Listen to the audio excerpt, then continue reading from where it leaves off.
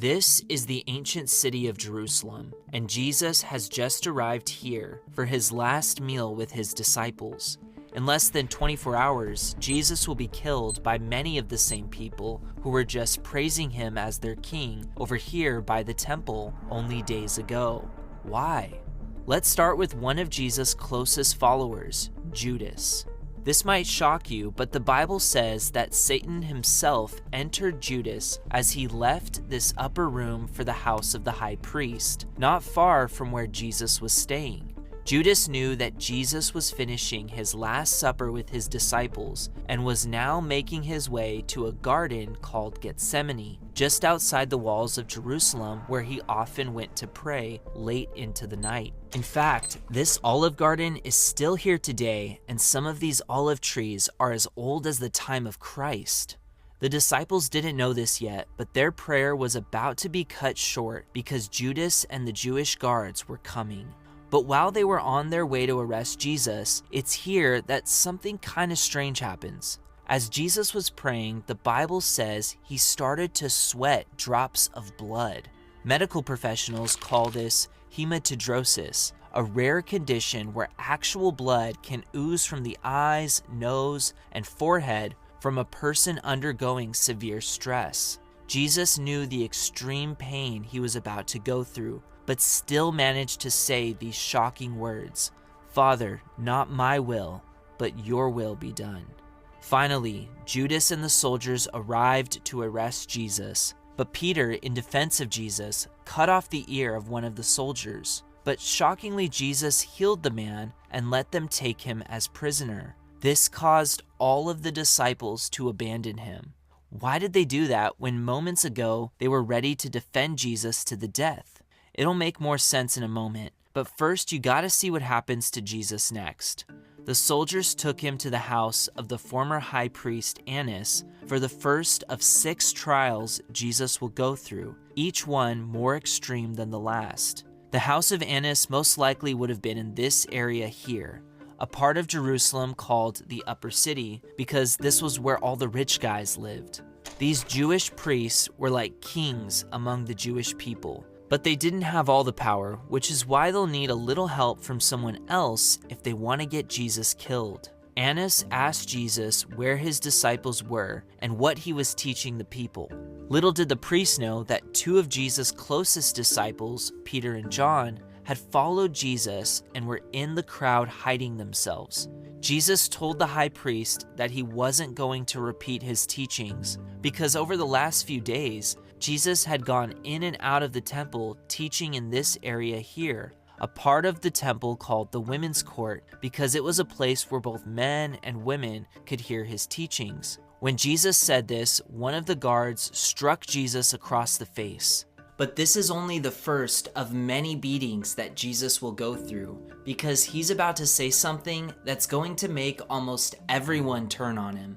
It was getting close to midnight, so they took Jesus to the high priest, who was the leader of all the Jews. Some archaeologists believe they have uncovered the original house of the high priest at the time of Jesus. If they're right, it would have been located here. This was where the high priest Caiaphas lived, and he had been planning this night for some time now.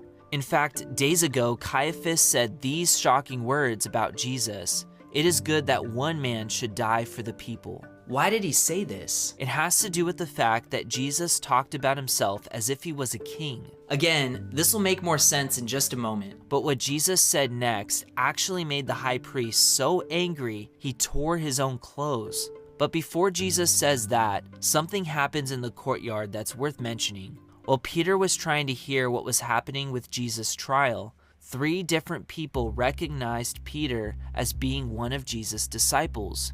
But Peter denied having any affiliation with him, and at that moment, the sound of a rooster crowed, and Peter could see Jesus staring directly into his eyes as he made his way back from his first major beating from the Jewish soldiers. Jesus had predicted Peter would deny him, which is why Peter ran out of the courtyard and wept bitterly.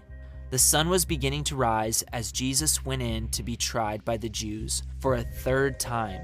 Meanwhile, Judas was making his way over to the temple. Satan must have left his body because he was starting to feel super guilty for betraying Jesus.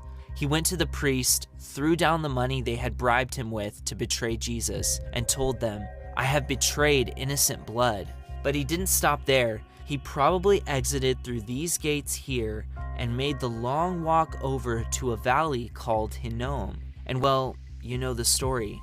But what most people don't know is that the Valley of Hinnom, also called Gehenna, is the same place hell was named after. The Bible also calls the place of eternal torment Gehenna too, because it was in this valley that the Canaanites would sacrifice their own children to their gods. Absolutely evil. As the sun was now beginning to rise, Jesus was making one of the most shocking claims to ever come out of his mouth. When the chief priests asked him if he was the Son of God, Jesus responded with these incredible words and sealed his own fate. "I am, and you will see the Son of Man sitting at the right hand of the power and coming with the clouds of heaven." Wait, hold up. I've seen this somewhere else. Here, in the book of Daniel, which was written 500 years before Jesus. It also says here that one like the Son of Man will come with the clouds of heaven. This is why the high priest tore his clothes. Jesus was quoting a passage that directly referred to someone who they believed was God himself. At this point, nothing more was needed to be said. Jesus was guilty. But like I said earlier, the Jewish leaders couldn't execute Jesus themselves. It was actually illegal for them to do so, because at the time, they were under the rule of the Roman Empire. Now, the next location Jesus was taken to has actually been highly debated for years now. For centuries, this was the location most people believed Jesus was taken to, the Antonia Fortress, because this was a location where many of the Roman soldiers were stationed. But in more recent years, most archaeologists now believe that this is the actual location Jesus was taken to, Herod the Great's palace. History tells us that this was the most beautiful building in all of Jerusalem at the time, second only to the Jewish temple, which towered above everything. Here is what these locations look like today. The temple is now gone, and a Muslim mosque now stands in its place, and the palace has been replaced by parking lots. This palace was built by the same Herod who tried to get Jesus killed when he was just a baby. But since he had passed away by this point, Israel was now being ruled by multiple governors, including one of his sons, Herod Antipas, who was staying here at the time. More on him later. But the man staying in this palace was a Roman governor by the name of Pontius Pilate. Pilate was responsible for ruling all of Judea, which is why he got to stay in this luxurious palace. This is where they took Jesus. I still have to show you where exactly this trial took place and where in Jerusalem Jesus was crucified, because the exact location is highly debated. Just like there's a lot of debate and controversy surrounding modern-day Israel and Jerusalem today. I think it's amazing that this 4,000-year-old city still brings out so much passion and emotion from just about everyone in the world. But this also makes it difficult to decipher the bias from the hundreds of news stories that are written about Jerusalem every week. Okay, great. So they took Jesus to this palace gate here to be judged by Pontius Pilate inside his palace, right? Not exactly. The Bible says that the Jews would not enter the palace because they didn't want to be defiled on Passover. This is probably because it would have had all kinds of statues to Roman gods all throughout the palace. So then where did they take Jesus? There wasn't much room for them to conduct a trial outside of this gate because of all these buildings here. This was a problem for archaeologists until they discovered this. This might just look like a bunch of rocks to me and you, but to an archaeologist, this was a gold mine. Here, they uncovered the foundations of multiple staircases, and most importantly, this, a platform specifically designed for judging criminals. All of this was discovered in this area here. The rulers of the palace would have come out of this gate here and sat down on this judgment seat to, well, judge people. So based on the evidence, it's likely they would have taken Jesus outside the walls of Jerusalem in front of this gate, where a small crowd of Jews would have begun to gather. And Pilate would have come out of his palace here to begin questioning Jesus before the people. This was Jesus' fourth trial at this point, and the Jews wanted the Romans to inflict the most torturous death a criminal could possibly receive. As the trial began, Pilate was also confused as to why they wanted Jesus dead. Why was all of this happening? Why was everyone so angry? Pilate took Jesus into the walls of his palace and began to question him. "Is it true you are the king of the Jews?" But Jesus told Pilate something he probably wasn't expecting to hear. "My kingdom is not of this world." With that, Pilate took Jesus out to the Jews and declared him innocent. But this infuriated the people because they had already condemned him to death earlier. They just needed Pilate to get his soldiers to kill Jesus. It was only minutes into this trial when Pilate realized that Jesus was from the Galilee region, which was under Herod Antipas rule. And like I said earlier, he happened to be in town. So they took Jesus to Herod's vacation home, and oddly enough, Herod was excited to meet Jesus.